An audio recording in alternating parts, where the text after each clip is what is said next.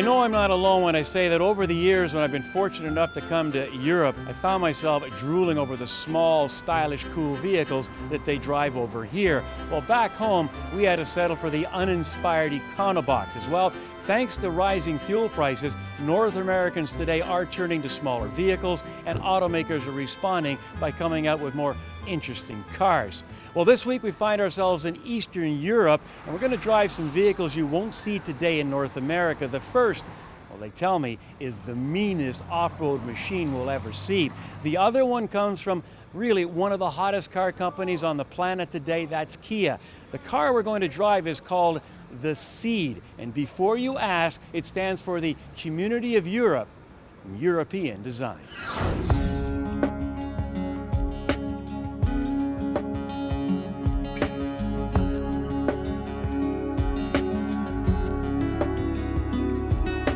It's brand new. It's the second generation for this particular vehicle, which is European only, designed specifically for the European market. So at this moment, the vehicle is available just in Europe. Certainly with design and Peter Schreier putting his pen to the design elements and the design cues of this particular vehicle, you're seeing a lot of design elements that you wouldn't normally see in a C-segment vehicle. It offers a variety of different powertrains, starting with world-class fuel-efficient diesel powertrain and also gasoline direct injection powertrains as well that are fuel-efficient, highly technological, especially when they're mated with the variety of transmissions that are available, both automatic and manual. Quality of that car is superb. I mean, the materials, the way it's finished off, it's easily the equal of the Optima, which is the highest standard Kia has in Canada. At first I found the steering a bit light, especially on the highway. Then I discovered this button that controls the settings for the electrically assisted steering. You can scroll through comfort, normal, and sport, which is where I liked it on the highway, while light is great for in town. It's a feature now found on the Elantra GT and no doubt will be available on more Hyundai and Kia product, and that's a good thing. As for the engine, the 1.4-litre diesel, it was a little underpowered in the Cee'd. However, if they're considering bringing diesel to Canada, that engine would go really nice in the Rio range. It's got lots of low-end grunt. Tie that with a 6-speed manual or a 6-speed automatic, and they'd have a really serious contender. And we were not exactly driving these things with an eye to fuel economy. I averaged around 5.5 litres per 100 kilometres. If you drove it in a smaller car with an eye to economy, you'd probably get down under 5 litres per 100 kilometres. And that, by any standard, even hybrid standards, is very good fuel mileage. The Sportage has been very successful for Kia in North America. In fact, we selected it as our car of the year in 2011. Now this one is the European version, and it comes with an available 1.7 turbo diesel. And of course, high gas prices are a given here in Europe, and Kia believes the diesel version will, without a doubt, be the big seller. Now, of course, fuel prices aren't exactly cheap back home either. So it makes you wonder, will we see in the near future maybe a Sportage with a diesel engine? If you look at what the rest of the Europeans are doing, Audi's going to have diesels, BMW already do, Volkswagen most certainly do, and Kia's made the point that they're chasing Volkswagen. Well, if they're chasing Volkswagen, they're only going to catch them if they bring diesel. The Cee'd alongside the Sportage is built in Žilina, Slovakia. The plant was opened by Kia in 2006, and it's become a real marketing tool since Kia has gone from 14th to the 3rd most popular car maker in Slovakia behind Skoda and Volkswagen.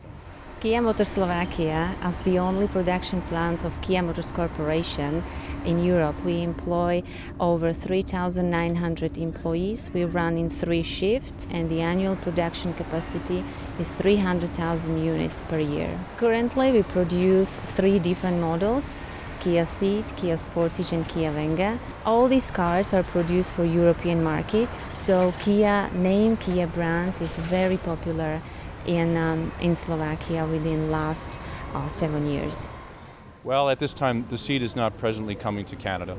So what we're going to do is we're going to rely on the evaluation that's going to happen over the next couple of days based on these different vehicles. And should there be an opportunity in the future to bring these vehicles to Canada, we can take a look at that. What I'm hoping is that the Cee'd is a harbinger of what will happen when they redesign the Forte. If they can put the quality they've got in the Cee'd in the Forte, I think they'll set a new standard in that category. I ranked it above the Volkswagen Golf, and in that category the Golf is probably the classiest of the sporty hatchbacks. The Cee'd is there or above it.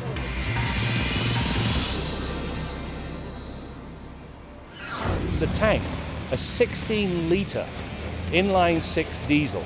I mean, think about that for a minute. You've got almost 6 3-litre engines in this thing. The cycle of life and death. More later on Kenzie's Corner.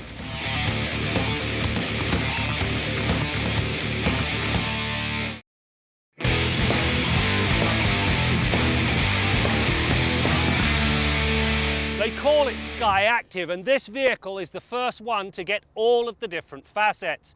On this edition of Test Drive, the Mazda CX-5.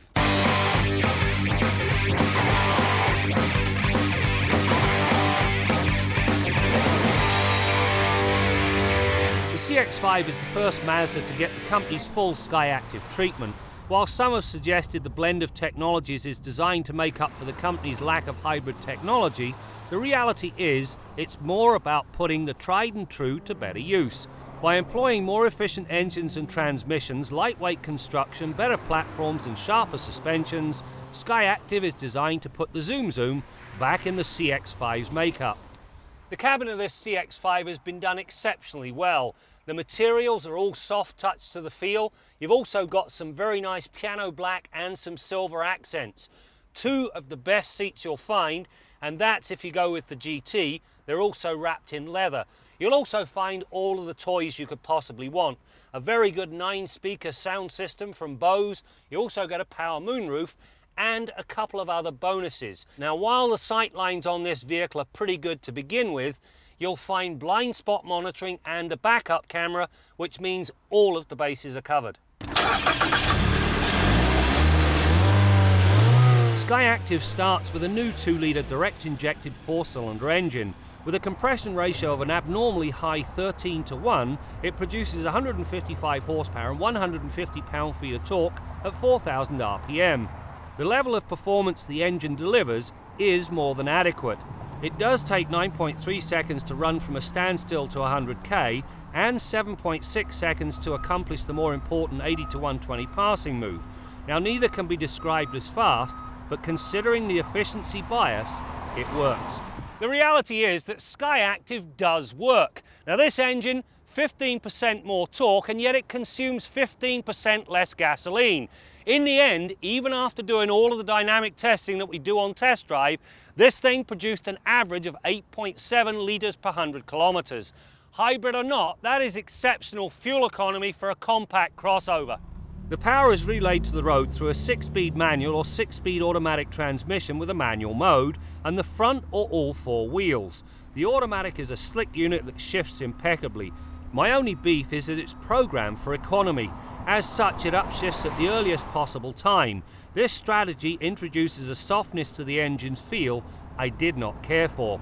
The all-wheel drive system should be considered a must-have feature. It uses real-time information to determine the best torque split for the situation. It is as seamless as it is effective. When it comes to space and utility, this CX-5 has been well thought through. A much-needed rear wash wiper, and when you pop the tailgate, 34 cubic feet of cargo space. If you need more, 1 lever, 2 lever. The seats fold down. Now you've got 65.5 cubic feet of cargo space. You'll also find a reasonably flat floor, and I like the fact that they've kept the wheel well intrusions to a minimum. That maximizes the space. Where the CX-5 really differs from just about all other crossovers is the manner in which it handles. There is none of the floaty vagueness that tends to plague most, yet it's just as comfortable as any of them. The chassis stiffness and nicely damped suspension eliminates all but a couple of degrees of body roll, yet the tautness does not equate to harshness. Likewise, the GT's oversized 225/55 R19 tyres provide the grip needed to tame understeer. Throw in a nicely weighted steering setup and you have a crossover that has decidedly sporty road manners. This new Mazda CX-5 really does set a new standard for the compact crossover. Not only is it comfortable, versatile and fuel efficient, it is also great fun to drive because of the manner in which it handles. Now, if a CX-5 is in your future, make sure you go with the all-wheel drive system. It is well worth the coin, and it brings a great deal to this vehicle.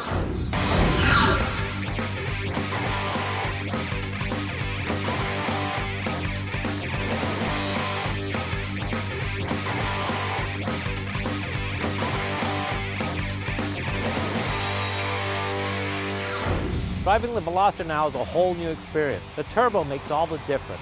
It now has power to go with the brakes and the handling. In fact, it has so much power, you can do this.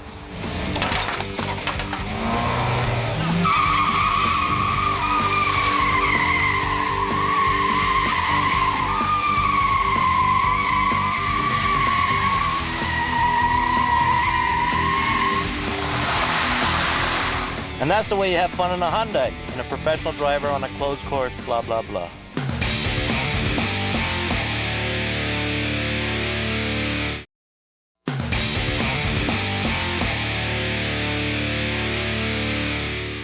Well, this is completely redesigned. The car's a little wider. I mean, the interior is all new. 3 great new powertrains. Yeah, I said certainly from the rear end, you know, we've carried over the square tail lamps that you see in the Camaro. I mean, it isn't a Camaro, but again, the car looks good from the rear. You know, it's a dual cockpit interior. Again, you know, very Camaro-esque with the large gauges up front and everything available within the driver's reach. When we first arrived in Slovakia, the locals gave us a tip on what they called the meanest, baddest off-road vehicle we will ever see. In fact, it's so bad, it had to be kept in a remote area just outside of the city of Žilina.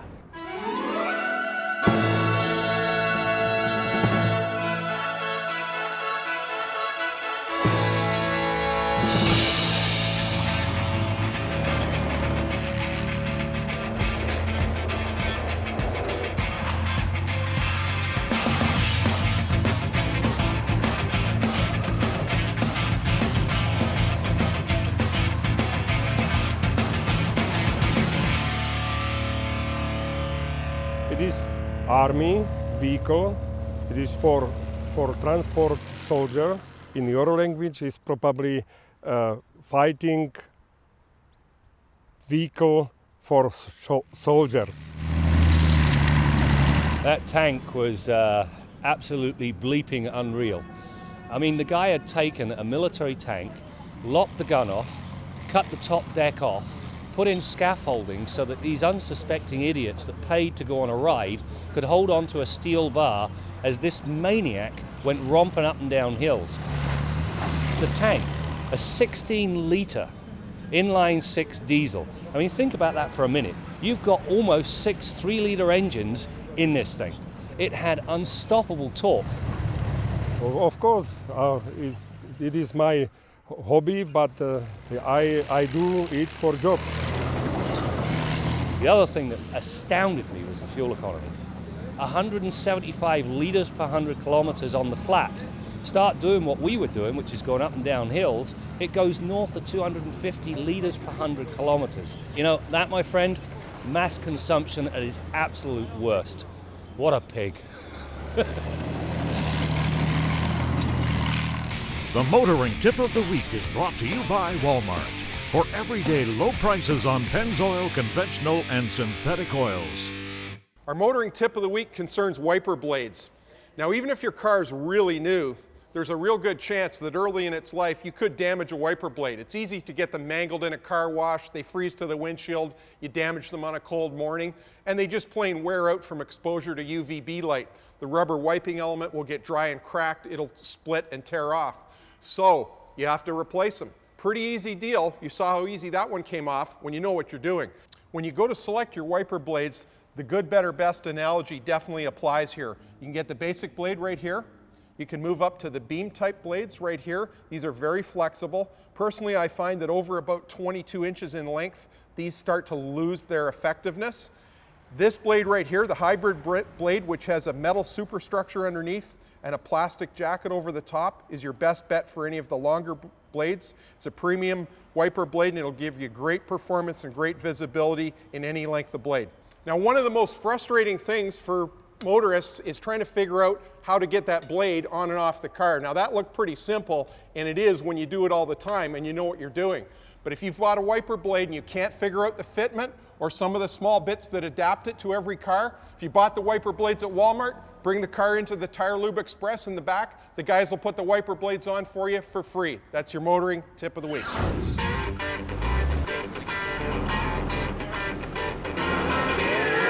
People need to drive these cars and see what they can do and compare them against the perceived younger cars, because this is not your grandpa's Cadillac.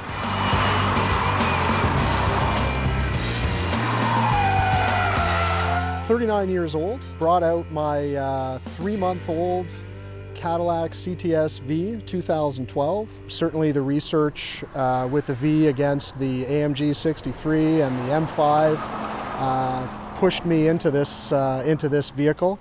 A good friend of mine drives a ZR1, and really I think the ZR1 inspired a lot of what they did in this car for sure. Shares the same engine, so very exciting car, super sedan. We've actually invited our valuable Cadillac customers, and they've also brought out a guest as well, which is a great experience. And we have a classroom session in the morning. We talk specifically about what your Cadillac can do for you. Nice lunch in the afternoon, and then we have hot laps in the afternoon. And on a day that's 35 degrees here, hot laps is a good terminology for it. I'm 46. I didn't want to give up sort of the performance element of the car. I've primarily driven German cars in the past, but I need the practicality of the wagon and fit and finish. They've done a great job on the car. And then value for it, compared to some of the German automakers, it's exceptionally good. So I think they've done a great job with it. You would never have thought that you would come out here with a wagon, but I'm having a great day. I've got a 2012 Cadillac CTS V that has been heavily modified. Got 730 horsepower at the crank on that car right now, and it dies to be on the track. It loves to go real fast in a straight line, and as you can see here today, it's no slouch in the corners either.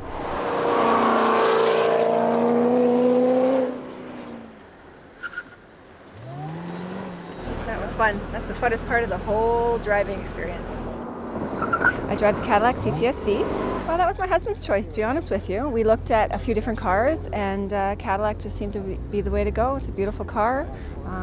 The features that it has is impeccable. You have the speed, you have the control, and I feel safe driving it. I'm learning that it's extremely fast, faster than I thought it was, because I've never really opened it up anywhere. So hopefully I'm learning to control that and enjoy the vehicle even more.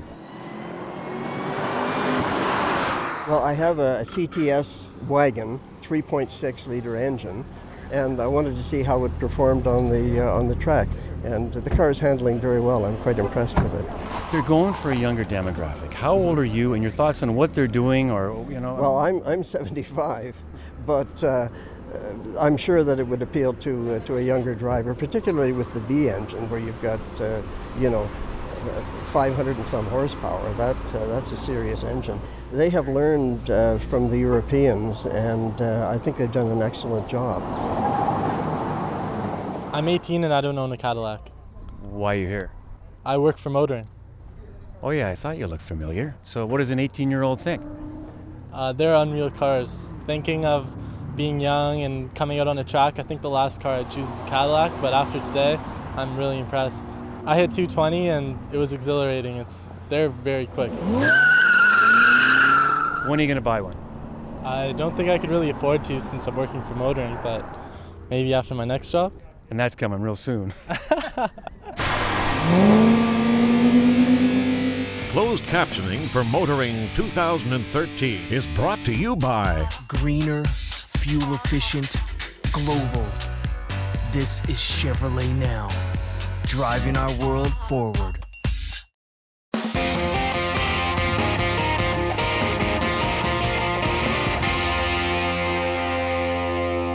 I know 3 people who have lost loved ones in bike car crashes, and guess what? It's always the cyclist who loses. I watched a bicycle courier die when he ran into a concrete pole. The only good thing about my daughter moving to Whitehorse is that she no longer rides her bike in downtown city traffic. So I have a great investment in cyclist safety. And right here on Pottery Road in Midtown Toronto, within almost my arm length, we have the right way to do bike and car and the wrong way to do bike and car. On the opposite side of the street, there's a concrete barrier with a walkway for pedestrians and cyclists going uphill. Coming downhill, we've got cyclists and cars single file down this rocket ship. Look at this guy going by with his bike, somebody right behind him. What happens if the car behind this guy is on a cell phone? What happens if this guy tries to hit his brakes, he falls in the middle of the road? He, or she in that case, is dead. Who came up with this idea? I can't believe this. This is absolutely insane. The person who designed this thing shouldn't just be fired, they should be put in jail. The road is wet, it has just rained. In wintertime, some cyclists will still come down and drive their bikes on this particular piece of road. It's a death trap. I can't believe this. Now, why do they do stuff like this? Because cyclists are petitioning for more bike lanes. Never mind the fact that they're a complete waste of resources, because you can see how many bicyclists there are compared to how many cars there are. But if you're going to do it, you don't do it like this. They don't seem to be concerned about their safety. How ironic is it that I'm the guy who is the advocate for cyclist safety? I'm Jim Kenzie.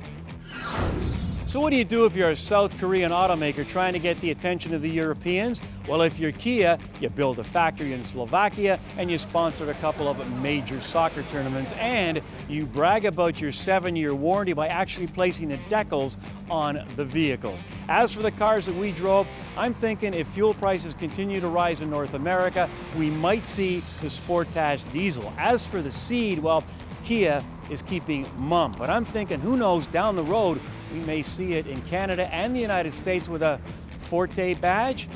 Hey, I'm just saying. Before we go, check us out at motoringtv.com. Get in on the conversation. We want to hear from you, so join us on Facebook for the total motoring experience. That's it for now. We'll see you next time out as we continue to bring you more stories about cars and the people who drive them. They're dogging Ford's footsteps. They're definitely increasing share year after year after year. A lot of that has to do with design. It's a fantastic design, great new interiors. But the underlying engines are really starting to make an impression on the buyers.